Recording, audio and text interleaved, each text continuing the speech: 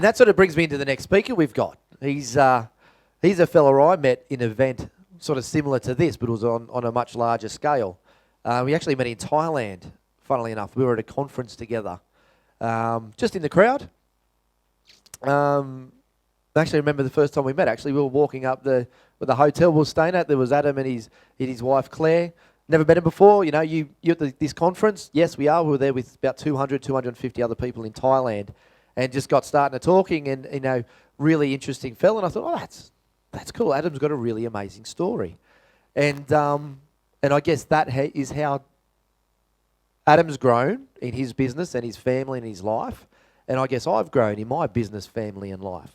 And we've stayed connected ever since. And now, Adam and some of the business owners that we are in a group with actually go to Adam for advice. He's what they call a Sherpa. And people, and I'm talking about people who run multi-million dollar coaching businesses, go to Adam Sowden for advice. So that's pretty amazing. And they're people I look up to, and they talk to this guy to find out what to do. All right, so I don't know, I think that's a pretty good introduction. Good, solid, excellent. So if you'd all like to stand up and give Adam Sowden a big round of applause, guys. Thank you.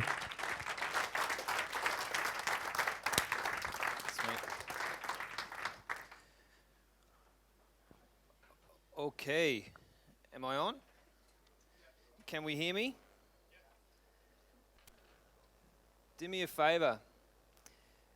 Put your left hand up, or your right hand. Reach to the person next to you on the shoulder and shake them a little bit. And say, oh shit, he just asked me a question. So my style's a little bit different. Thanks, Steve. Thanks, Wollongong. I think by far this is the second best city in Australia to live. Okay, so raise your left hand, put it on the person next to you, give him a shake and say, he just tried to do a joke. All right, so mindful of time, I've got a 4-hour presentation to do in 60 minutes. No, not quite. So who would like to charge more for your stuff? Who wouldn't like to charge more for your stuff? Okay. Imagine if you could take the same intellectual property, the same service, and double what you charge for it. Who'd be interested in that? Okay. So my job, that's what I'm here to do, and that's what we're talking about today. How do we take your intellectual property and upgrade the packaging of it so that you can charge more for exactly what you're doing now? But more importantly, you can charge more for a better market as well. Who'd be interested in that? Okay, so that's what we're talking about. How to sell more, for more, to better people. And it's all through positioning and becoming authority. So that's what the theme of this little event is about. Did that move? It's not on. So if you haven't noticed already, technology is not my thing. Steve, buddy, how do I turn that on? On. Okay, so the reason why I'm here, how do I get into this business? I was a postie years ago. I used to deliver mail. And an opportunity came up to leave the post office and get an opportunity in a property investment company. And at the time, I didn't know anything about property, but I had kahunas. So I took a plunge, and the first 6 months of my venture into property went pretty poorly. In fact, my boss at the time came up to me and said, Adam, for the first 6 months, you've done pretty poorly. You've got a month to match your first 6 months' results, or you're going to have to leave. I went home to my girlfriend at the time and said, I lost my job. To which she said, tell me about it, what happened, blah, blah, blah. And I said, oh, this is the situation. And she said, well, you haven't lost your job. Go back, have some fun, play the game and see what can happen. So in a month, I basically changed the way I was playing the game. I repositioned myself a little bit and had a real go. And in a month, we didn't just match 6 months. We were lucky enough to do more than 12 months worth of work in about a month's time. So we made a lot of money, a couple of $1 million for our business, a couple of $1 million for our clients. And my mentor at the time, John, who was a fantastic guy, came up to me and he said, Adam, you've just made a whole bunch of money. Why are you working for me? Why don't you start your own property investment company? So I thought, I've got kahunas, I'll have a go. And I started my own property investment company. And through word of mouth and getting good results for clients, we got an excellent result. But then I lost interest in property and decided to sell that business. And we were having the day I sold the business, I was having a conversation with John, the mentor who pushed me into it. And we're standing outside the office building at the time, and we're having a beer. And guys know this. I'm sure women know what we do. We have a beer and we tell each other how good we are. And so we're having this conversation, kind of bragging about ourselves. And John leans forward and he says to me, Adam, you've done really well. But what did you do? And I said, John, I bought and sold a whole bunch of property. What are you talking about? And he said, well, anyone can buy and sell property. Anyone can sell stuff. But if you know what you did, you can replicate it. If you know what you did, you can turn it into a model or a framework. If you can turn it into a model or a framework, we have a scalable business. Does that make sense? Part of the theme of today, please write this down. Your model determines your outcome.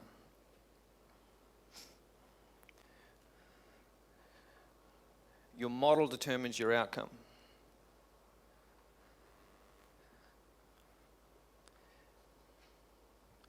Now, so my job is I help people upgrade their model so they get better results. So I've sold the business. I've got this message in my head, make sure you understand your model.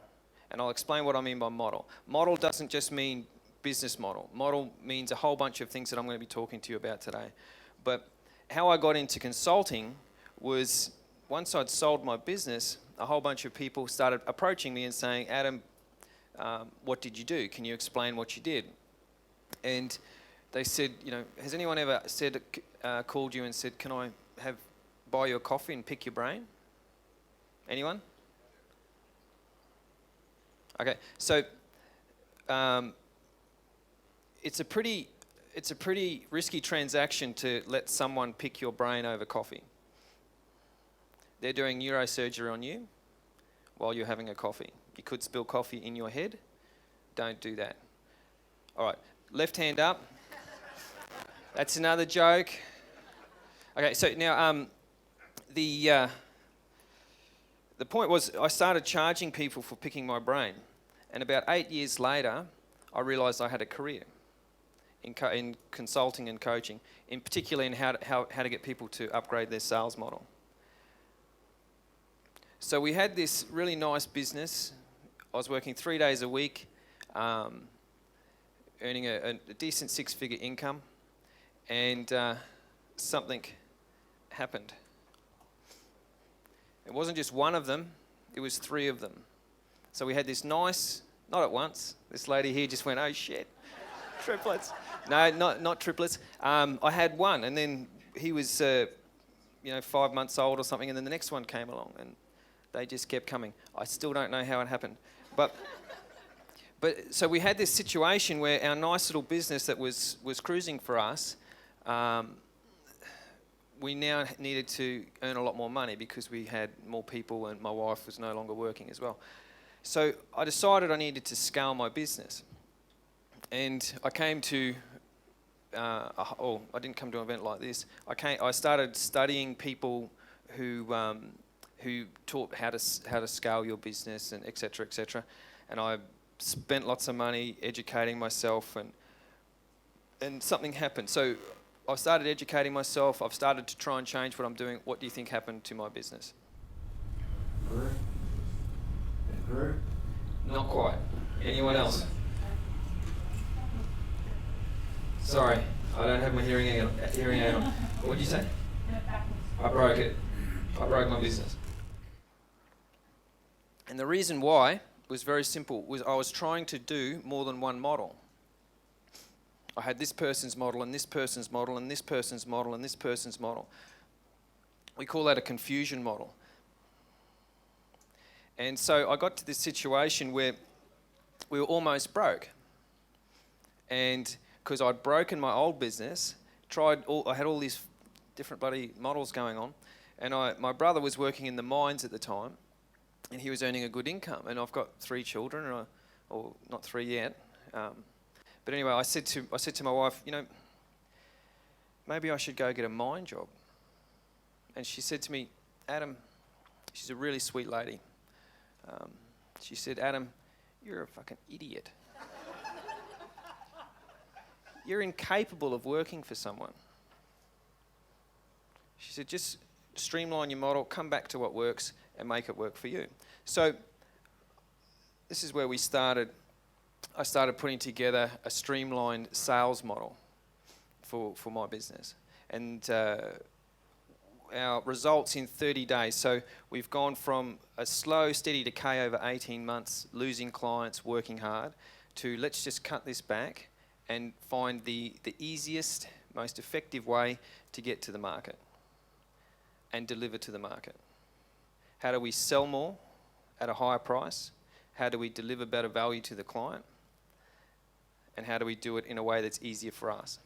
So the results for us in 30 days of getting rid of every other model and streamlining back to a single model was, which I'm going to be talking to you about today, was we did a couple of sales events, 2 sales events, 4 days work, and we made $50,000 in the first month. And this kept going on and on and on for a period of time. And then people started saying to me, Adam, can you teach us that particular sales model? So that's what we've been doing for our clients. That's what we're going to be covering today. But to be honest, I kept this information to myself for some time, and my private clients. And then one day, I saw this guy. I won't mention his name, but I saw this guy speak in Sydney, and he did a presentation on how to sell with workshops, using events to sell your stuff. And he had a 128-point checklist on what you need to do in a presentation. Now, if you haven't noticed, none of my slides have words on them. My presentation is, I see a picture and it reminds me what to say. This guy has a 128-point checklist. And in my past experience, if we've got 128-point checklists, for me, chances are I'm not going to use it. And what this guy was saying, and this is the other thing that you're going to get from today, is at least by the end of today, you'll be able to listen to someone give a pitch to you and know exactly what they're trying to sell you. And it's not what they're offering you. What this guy was trying to sell, he's trying to sell an idea to me and the audience. 128-point checklist. What do you think he's trying to convince me of?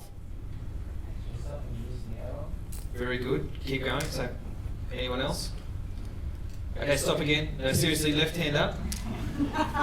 Put it on your shoulder. He asked the question. Shake the person. He asked me a question. So, I'm like Tinkerbell.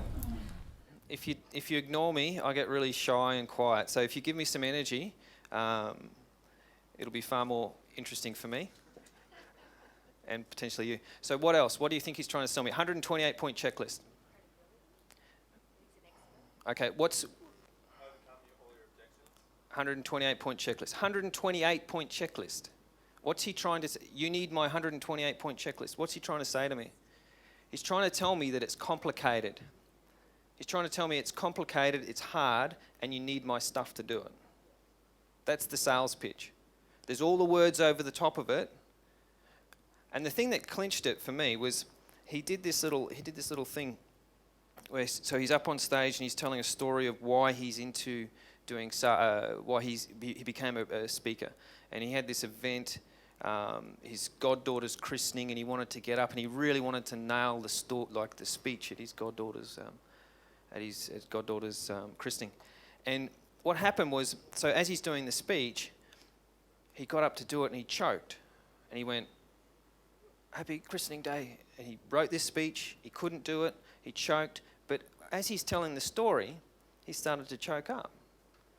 In a room full of people, he's saying, "Oh, it really affects me now."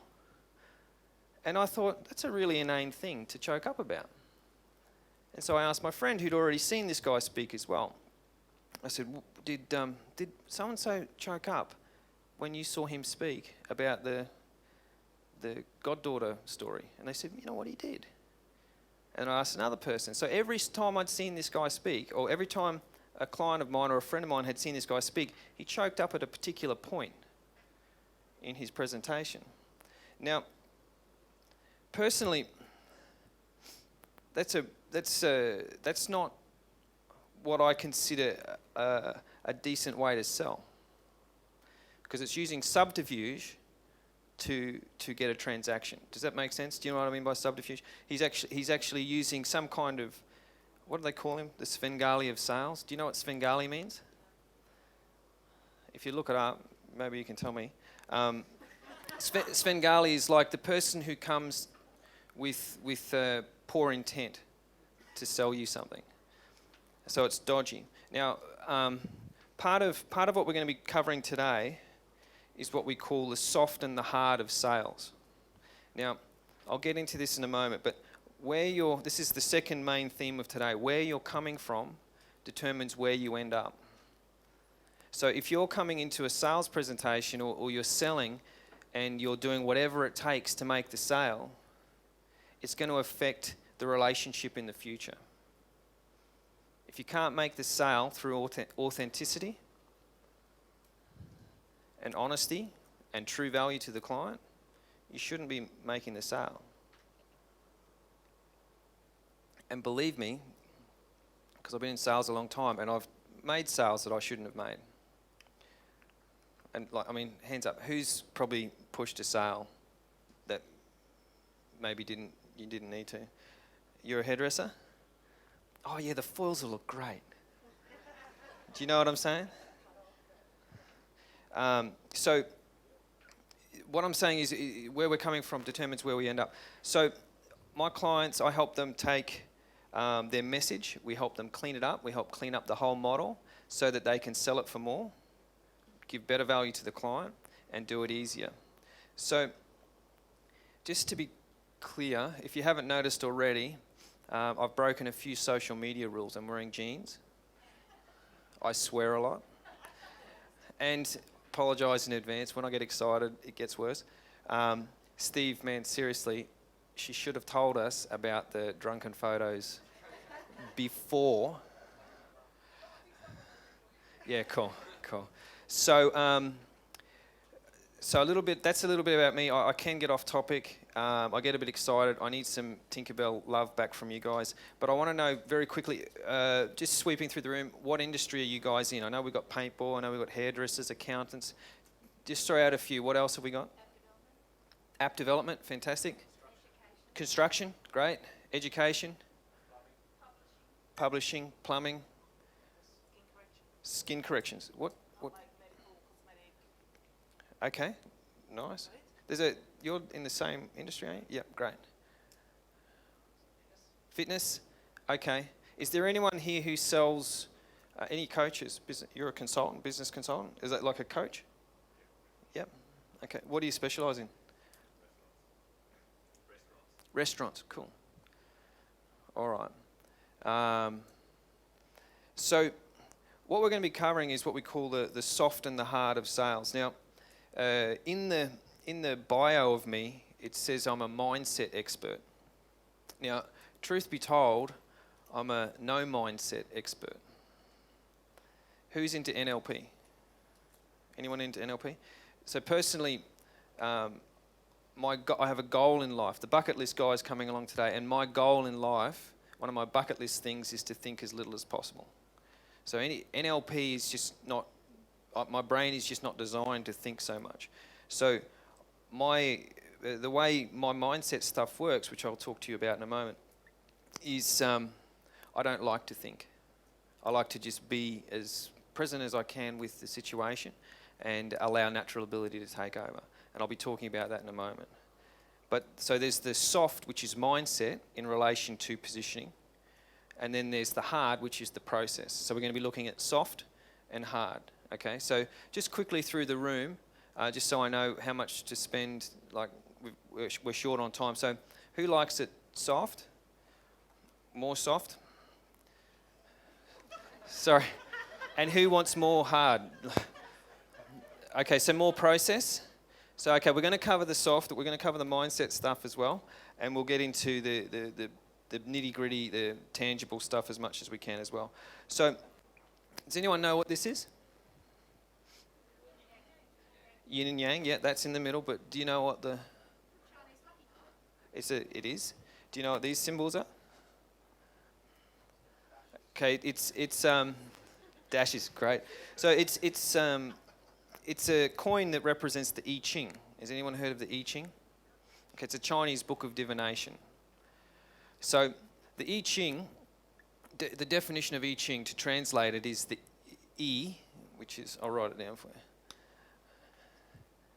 because I know you want the spelling.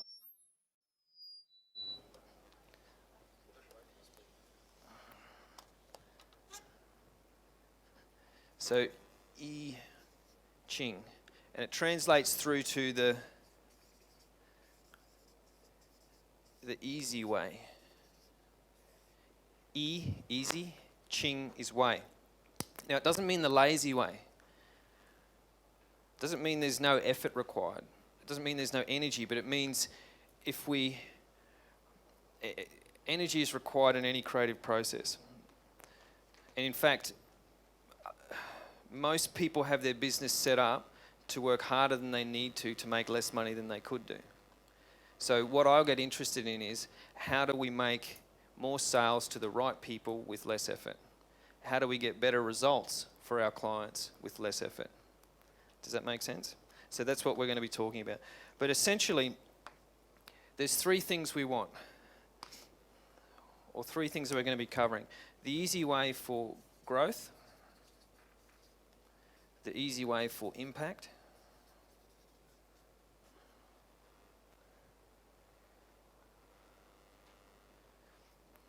actually I said three, there's two. Growth and impact, okay? So this first little bit I'm going to race through, okay, but it's about mindset. We're going to be covering mindset. Now most people think that mindset is what you think, and that's true. But the way I view mindset is it's a positioning thing. Mindset, you personally,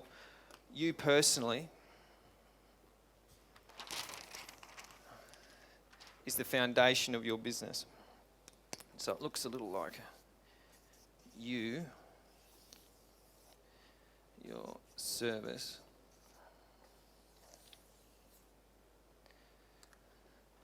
your message,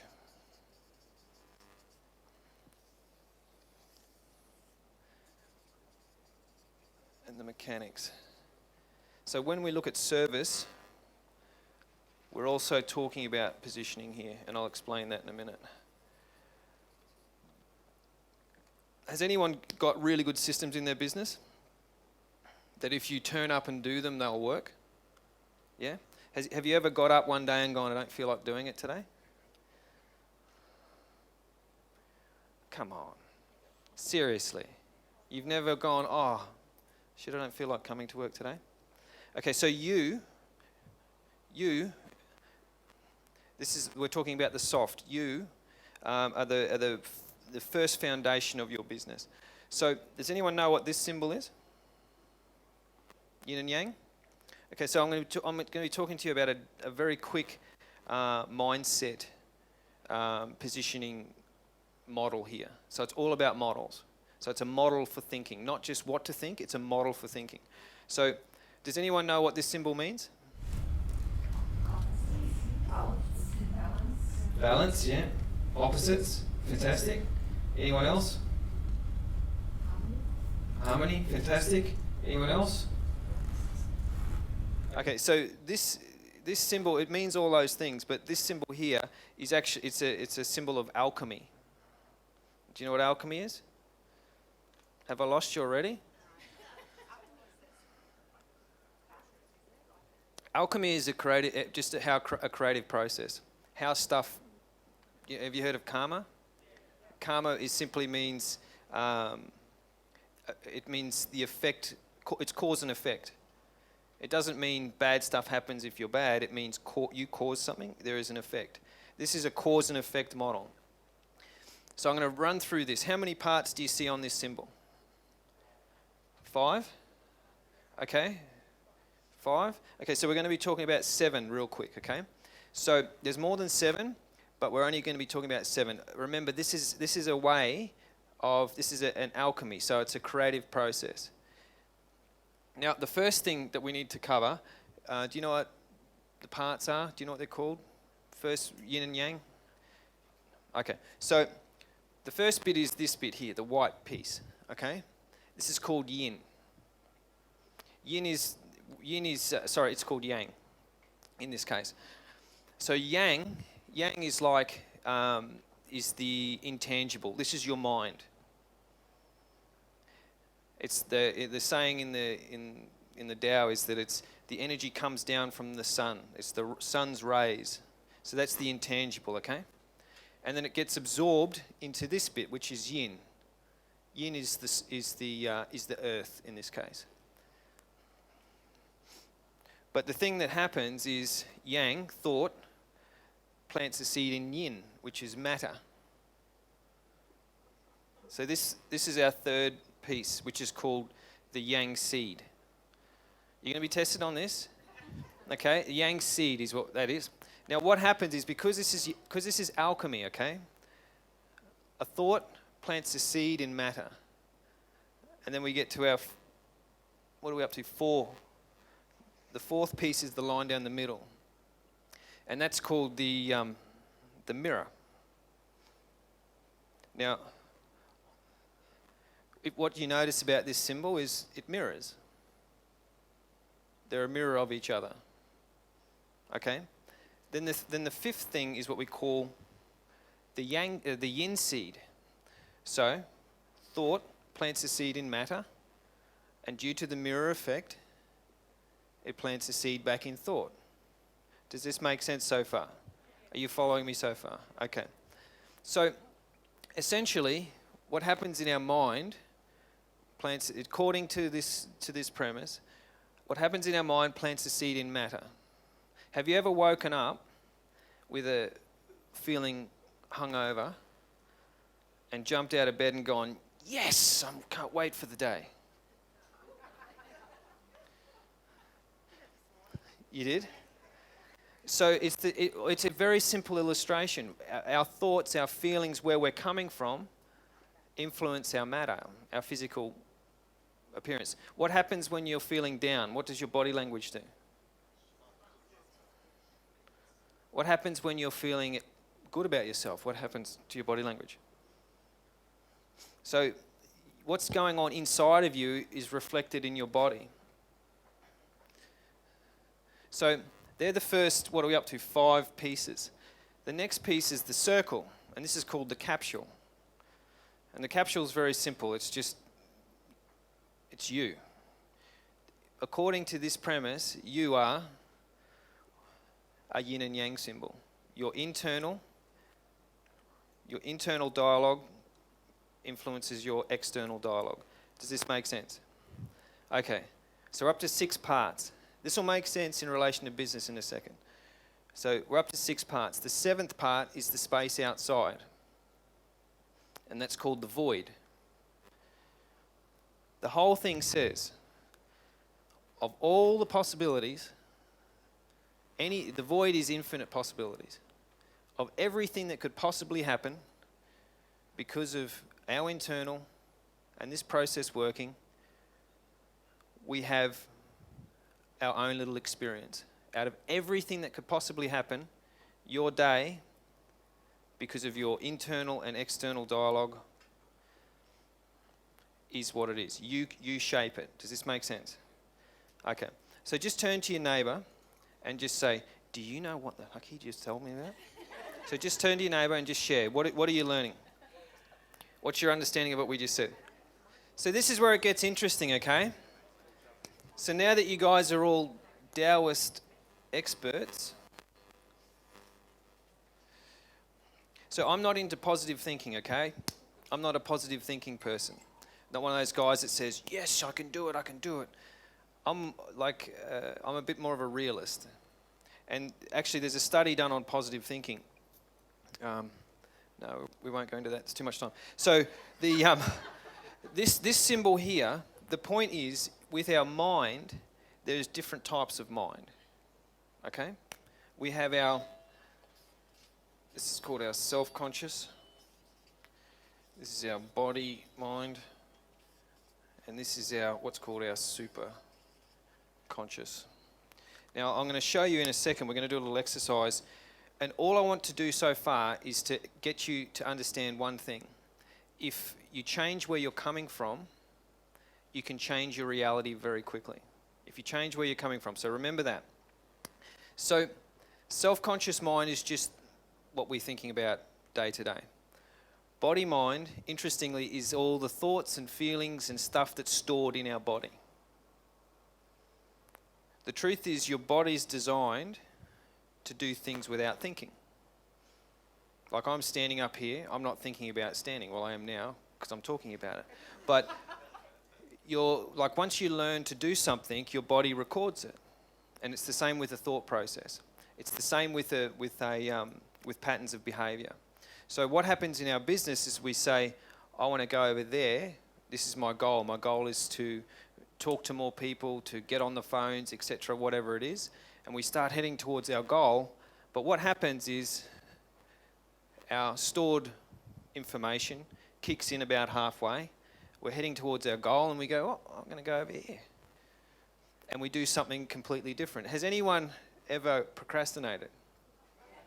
Okay. I never have. I never have. But this is all these things, procrastination and stuff like that. And, I'm meant to be doing this work, but I'm going to go and do this other thing that's not really that important. This is all the body mind kicking in. These are all the little habits and behaviors kicking in. Does this make sense? You can be as positive as you want. I'm positively going over there, but I'm going to go over here. That's what happens. Your body will override your mind at some point in the process. So, we have a third thing, which is called the superconscious mind.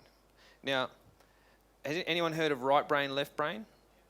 Okay, so do you know what's left brain? Who's a left brain person? Left brain is a past. The left brain is the past, like they're past orientated, they're process orientated. That's left brain. Right brain, on the other hand, is not linked to the past. And so the right brain doesn't ask if we can do it. The right brain just says, what do I want to do? Does this make sense? The right brain is the creative. The right brain is the imaginative. So this is not like mystical. This is your left brain down here, which is don't let that happen. Don't let this bad thing happen. And the right brain, which is what can we do? What's possible? Does this make sense? I'm going to give you a demonstration in a second. I need a volunteer from the audience, someone who's not too muscular. Oh, yeah. Come on then. Yeah. We'll see how we go. So this could go really well. You're a bit bigger than me. We'll see how we go. So all we're gonna do, 75. Come over here. So we're going to do an exercise, okay? And all this exercise is designed to do is demonstrate us shifting where we're coming from. That's all it's designed to do. We're demonstrating a shift of where we're coming from. And guess what? You're all going to have a turn. So you've got to watch and you're going to get tested. So, Aaron? Yep. All right, so we're going to do an exercise. No. So I'm not going to... It's a bit much. Do you take that off, actually? So stand up. Oh, Just relax. Oh, you're a muscly bugger. Okay, so I want you to hold your arm like that, okay?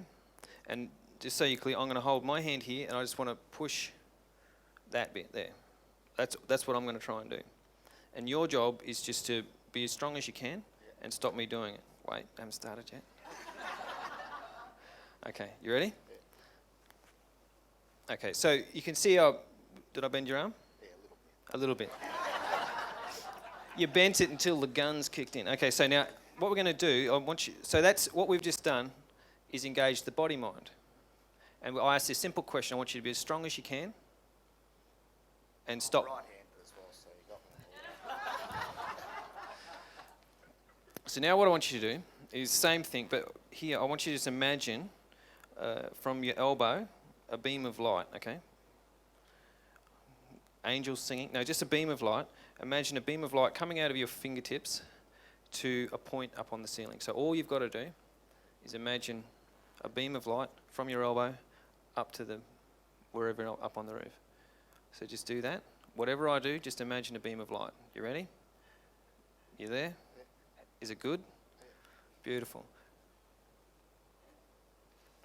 Okay, so all we've done is triggered a different part of his brain, okay? We've got a different outcome. How did it feel? Did you notice any difference? I was concentrating on that. Was it harder? No, it was a little bit. A little bit harder to concentrate on that? Yeah, then just stand here and do nothing. Okay, beautiful. All right, so grab a partner. There's a little exercise. So give him a hand. What you just saw was turn to the person next to you and say, "Oh my God, I can't believe what I just saw." So everyone stand up. This is where I speak, you do. Hey? No, I don't. So all we're doing, instructions, come up here, please, Trish. So just a little something. We're not insured for broken wrists. So just don't do it up here. You're just holding them on the wrist, okay? Does that make sense? You with me? And hold your hand behind. First instruction is be as strong as you can. And so the arm has to be kind of bent already, okay? And then you bend the arm. And the second one is imagine a beam of light coming from your fingers up to the roof. You with me? Okay, have a play. All right. Okay, so just quickly around the room. What did you notice? Big difference? Yeah? Was it easier? Exactly. It can be dangerous. Around the room, what did you notice? Superhuman strength? Yeah? It's simple. It's easy. Okay, so what you got to understand is this is what I've been obsessed with. Is how do we apply that? Like, this is a really nice trick, but you can't walk around in business going like that all day. How do we apply that into business, okay? How do we apply the easy way into business? That's essentially what we're going to be talking about now, which is, so we're going to get into the hard. That's the soft. Now, we'll just quickly do this.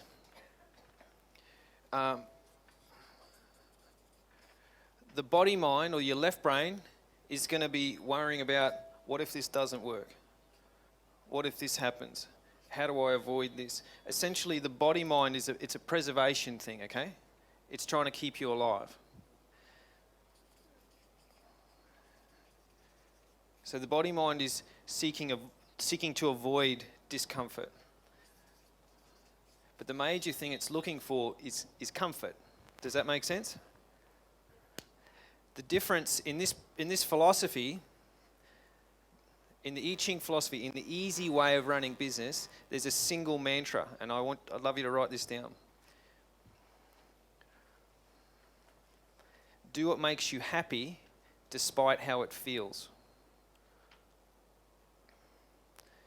Do what makes you happy, despite how it feels. Now, interestingly, Steve said at the start of the session, who wants to stand up and present or introduce themselves? It starts now. Personally, I hate public speaking, but it's the fastest way to grow a business. I hate public speaking, but it's the fastest way to grow an information business, which is what I'm in. So I love growing my business. That makes me happy. But standing in front of a crowd, not so much in the past. Like, I love it now. I'm starting to love it. But the premise is, do what makes you happy despite how it feels.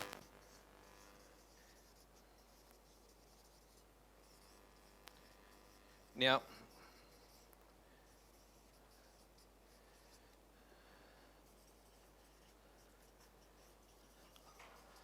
so in business, does it make you happy to make a sale?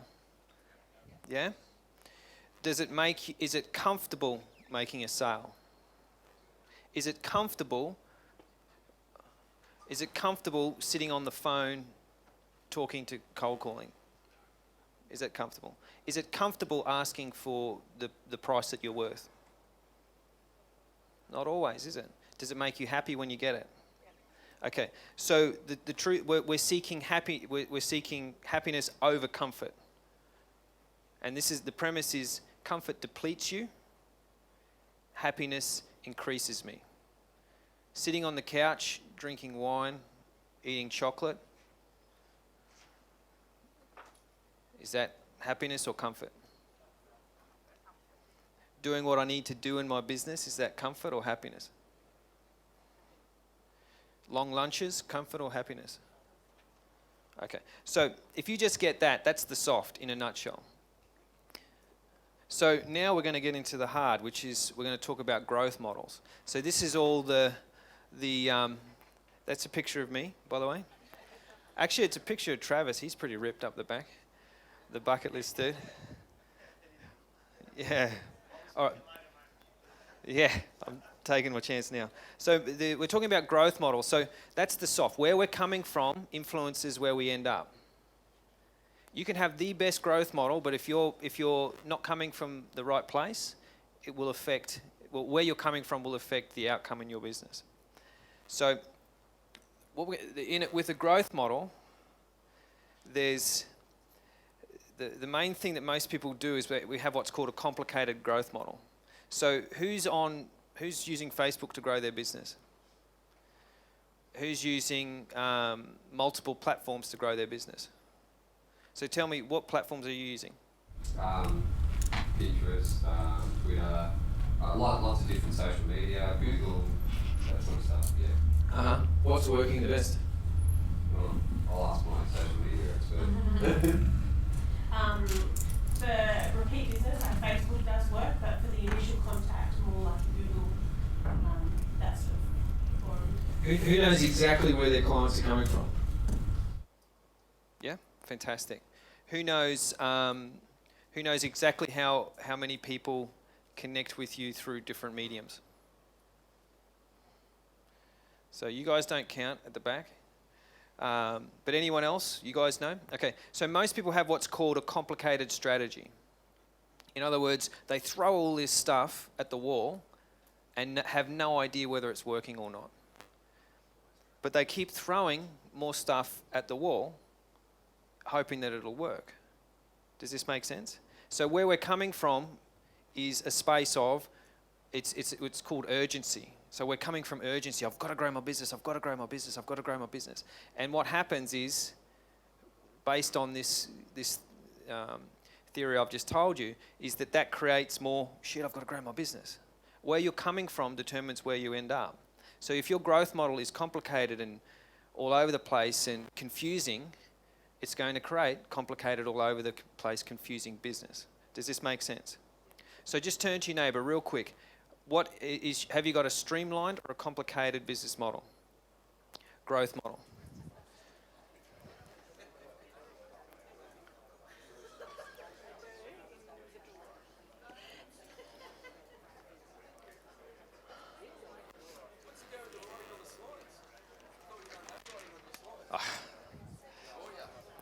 Heckler. All right. Complicated. Who's leaning towards complicated? Who's leaning towards more strategic? Who's got no arms? Does anyone not have a model? Does anyone not have a growth model? Okay, left hand up, on your neighbour, shake them. He just asked us a question. What was the answer? Who doesn't have a strategic growth model for your business? Who doesn't know what one is? Okay, cool. Well, that's what we're going to be talking about in just a moment. So firstly, when we're looking at growing a business, the first thing to understand is that what are we actually selling? So around the room, what are you selling in your business? Quickly. Service. Okay, great. Solutions, yeah. Product. Experience. Nice. Yeah, hairdressing experience. Beautiful. And client experience as well. Okay, fantastic. So there's 4 types of, when we're looking at business, there's 4 types of things that we're selling.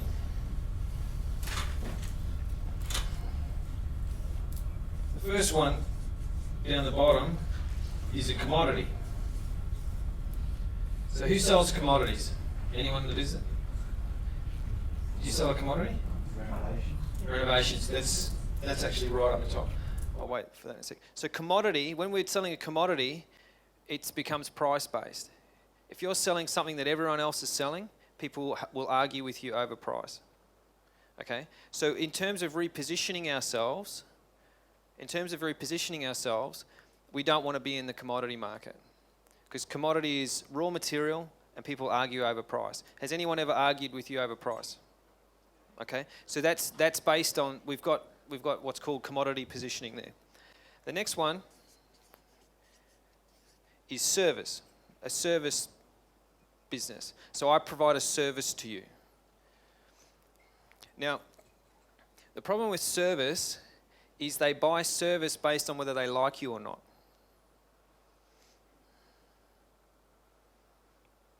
Most people will get to service. The third type of way of selling or positioning ourselves is to sell an experience. So once we start getting into selling experience, we can start to charge a premium for what we're doing. You look confused. Soaking it all in. Fantastic. So an experience, like paintball, is an experience. But if you're arguing over price, it's positioned as a commodity.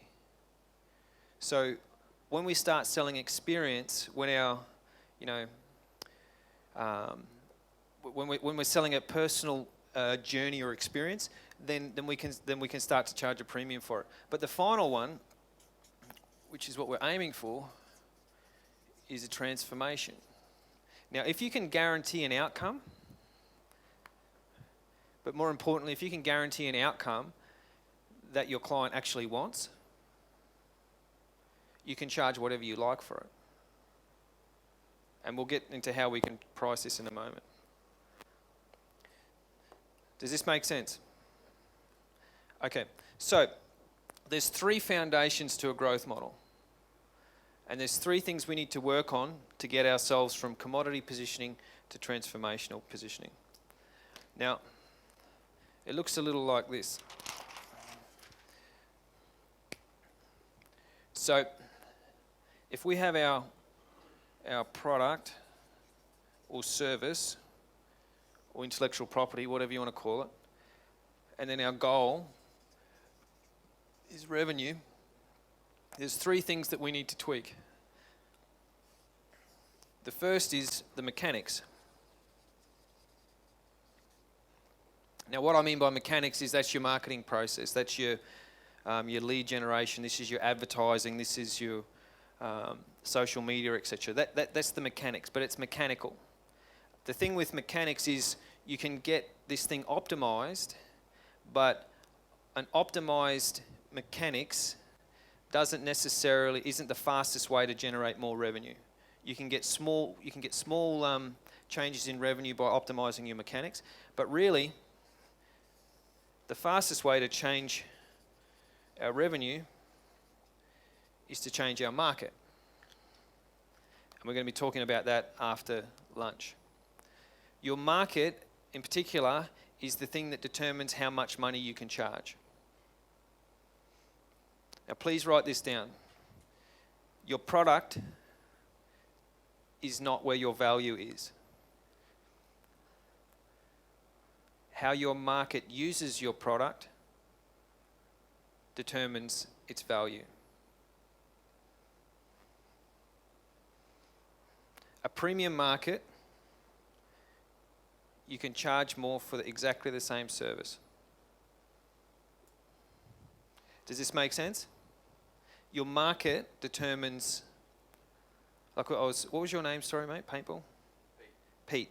Okay, so Pete from Paintball, like he can either target the paintball aficionados, the tools, we call them, tool balls, paint tools, sorry. Okay, so he can target those guys who are interested in commodity. Or he can target corporate businesses who and offer a transformational or a team building experience, and he can charge possibly 10 times as much for exactly the same service. Does this make sense? Okay, so just very quickly, turn to your neighbour and just discuss your market and have you got the most valuable market. So just turn to your neighbour now. Okay, so just feed back to me. We've got a couple of minutes before lunch. Tell me, is your market the best market for you so far?